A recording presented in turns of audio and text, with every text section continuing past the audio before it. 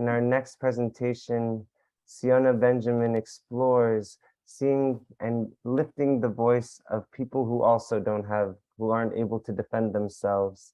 We hear the story of the Isha Kushit from Parshat Bahalotcha. But first, let me introduce Siona Benjamin in her own right. Siona Benjamin's unique perspective as an Indian-American Jewish artist has inspired her to create art that represents her transcultural and multicultural narrative. Often featuring blue characters, Siona's work illuminates vibrant colors, cultural and religious symbols in various mediums to create works that have synergy and meaning. Her art has been shown in galleries, museums, and sacred spaces around the world. She was awarded 2 prestigious Fulbright fellowships to explore the theme of a multicultural art in both Israel and India. She creates art installations, art commissions, and artworks for private and public spaces. As an artist and speaker, she shares her personal journey through live speaking engagements. For those who didn't hear about Rabbi Alicia Magal, Rabbi Alicia Magal spent 7 years in Israel working at the Israel Broadcasting Authority before transitioning into a second career as an artist. She worked in the Skirball, as a rabbi, she worked in the Skirball Museum in Los Angeles as program director for Temple Emmanuel, a large reform synagogue in Beverly Hills, and is currently a rabbi in Sedona Valley in Arizona. We have an opening statement from Alicia Magal, and then we'll enter into Siona's presentation. Shalom, everyone at the Amen Institute. What a joy this year, working first with Yael Kanorek and learning all about the regendered Torah, Beit Torah Ta, opened my eyes to a whole new way of reading, listening, looking at the Torah. And then amazing work with Siona Benjamin on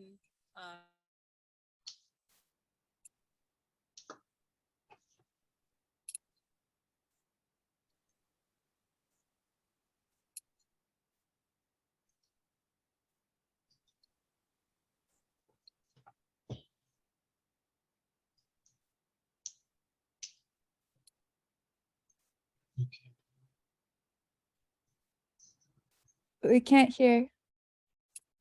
It's on mute. wider than Is I that ever better? thought because of Did that work? It's very low.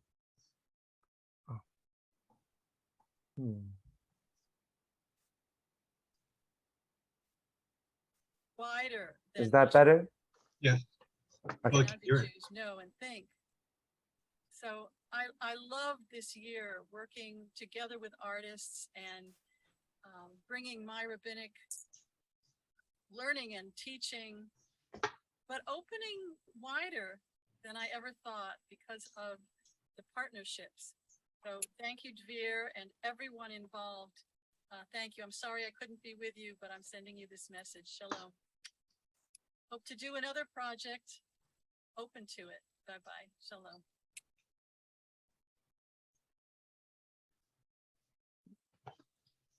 As Rabbi Alicia Magal expressed, Siona Benjamin and they both explored Parshat Bahalotcha and the story and inner narrative between Tzipporah and Miriam. And Tzipporah is identified by the color of her skin. And this moment in reading the text through the lens of seeing her skin as exceptionalized or fetishized, or whichever way it's brought out by the rabbis, Siona explored it with curiosity. And I'd like to introduce Siona to share some words about the process. Shalom. Thank you, Dvir, and thanks to the Amen Institute for a wonderful year of meeting other artists and studying with Rabbi Alicia, who was wonderful to study with. I was just wondering, could I share my screen? Dveer? We're not able to share screen, Oh, but do you want to show the video first, or start with this image? okay, that's fine. I had made a small presentation, but I wasn't aware that you couldn't share the screen. It's totally fine. You can improvise. Um, so in this piece, the kind of rough statement for this is Zipporah is under the gaze of Miriam. Zipporah is not shy or ashamed of who she is, but she is modest and has self-confidence within her, and therefore she does not meet the gaze, but looks introspectively inward into her own self. She is absorbed within. Miriam is the leader and is an extrovert and probes into things. There is a little of both in all of us. Zipporah's turban is red, white, and blue colors, the colors reflecting the future of her people. Many moons later, some of her people will be slaves in the new world. They will be freed later, but will carry the load in their souls. So the reason why we went this direction, so to speak, is because we read about topics like the Eruv people. Eruv is, which means the edge of the community. Eruv people kind of feeds into the stereotypes of Jews of color. And also this is not by choice, but sometimes it is sort of brought upon us. Like today, I was actually speaking to a Yemenite friend of mine in Israel, and he said to me he was speaking to somebody. This is just very current, and his name is Ozeri, and the Ashkenazi Jew told him, "What kind of Jewish name is that?" So just this kind of the lack of knowledge of the other is what intrigued me in this piece. And the fact that Zipporah was a Midianite, she came from the Midian tribe. And even then, Miriam was also sort of, because she spoke up in this piece, and voiced her opinion. So did Aaron, but nothing happens to Moses or Aaron. But Miriam is sent also to the edge to cure her skin leprosy. The Lashon Hara, the ill speech that she supposedly performed, gave her a punishment too. So there's again the case of the woman being sent to the edge, and also Zipporah. There's many interpretations. There are interpretations where Miriam was siding with Zipporah and told Moses that you do not pay more attention to your wife. But then there is also the other part where we found intriguing when we were studying that there is the Isha Kushit is mentioned many times, and why that is necessary, we were wondering as to why that was necessary to mention time and time again. And then, of course, I came across the song by my friend Galit Dardashti, who has written a Persian song which is influenced by a Ladino song called Shekhar Khoret. The words are something like, "The dark one they call me, but my skin was white. Only the summer sun made my complexion dark. Oh, dark one, he calls me the prince. He calls me once again. I shall follow him." So these are the words of the song from an ancient Ladino song, which is then sung by Gali Dardashti, and I use that music. I don't know if we have time to play part of the video or not. It's up to you. It just Yes, play yes. part of it, and I can tell you when to stop. Sure. Let me know about the audio.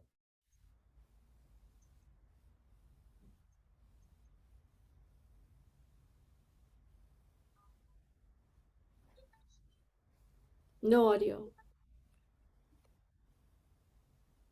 There is no audio. You have to share sound before you share screen. When you go in there on the bottom left, there's a share sound. Should be button. Thank you.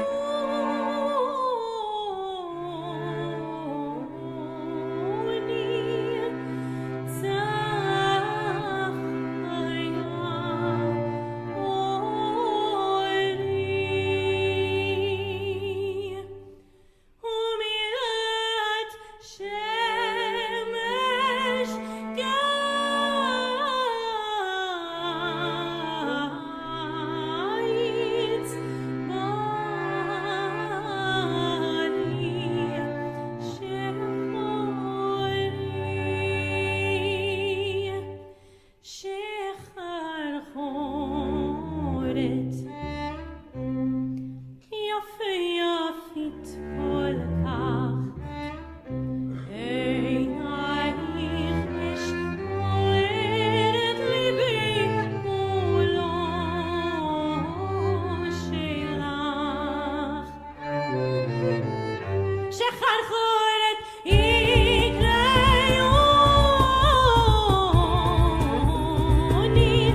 צחיה אורי ומילת שמש קיץ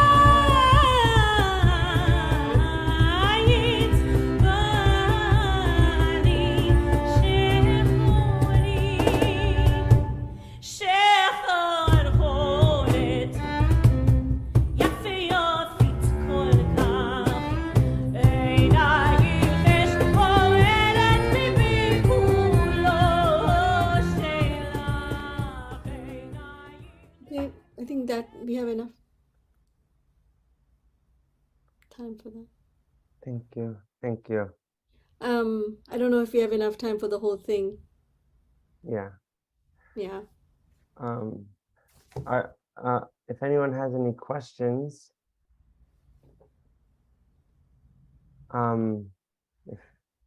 if not, I'll ask Siona. Oh, yes, Simon. Hi, thank you so much. I remember your chavruta, and it was so beautiful to just see the connection between you two and how much both of your work grows through that relationship. I didn't notice before, but I noticed it this time that Miriam finds herself in what I think from your artwork is Vashti's house, where she's looking through the looking glass.